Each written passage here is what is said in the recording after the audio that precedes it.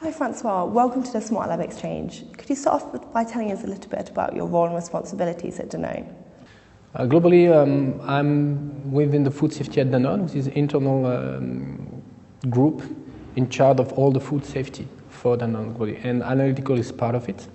And I'm in charge of providing the right tool for the right purpose. I'm in charge, roughly say, on the how and the what the laboratories are working. And when I mean laboratories, it's in-house, third-party lab, and also suppliers labs. And what would you say are the major challenges you're currently facing in your role as a Food Safety Analytical Governance Director? The major issue will be the globalization. Danone is a global company. Our labs, our suppliers, third party, our factories, they are all over the world. But the methods, the regulations, the criteria are different. So it's always complicated for us to compare from one country to another, which is the best methods. Finding the right balance between what is the most accurate and the freedom to operate to be compliant with local regulation.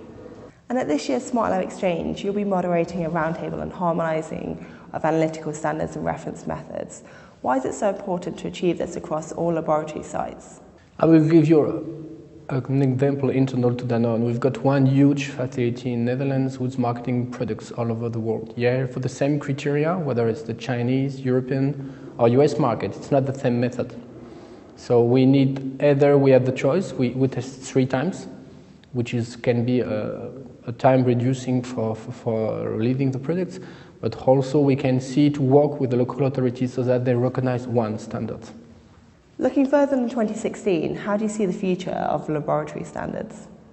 There are more and more pressure on laboratories. They are the eye of the factory, and you expect of them to be fast, to be accurate, to be precise, and also sometimes to get slightly over their responsibilities to help in the decision making. And finally, how do you see laboratory informatics evolving generally in the next few years, and what does it mean for your company?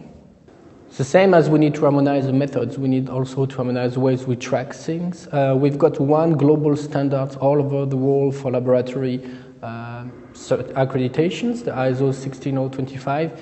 And in the same way, I believe that we are on a good trend to harmonize the way a laboratory is working, because whatever the country, whatever the product, a lab is a lab, and it must be able to report the same way how and what it's doing.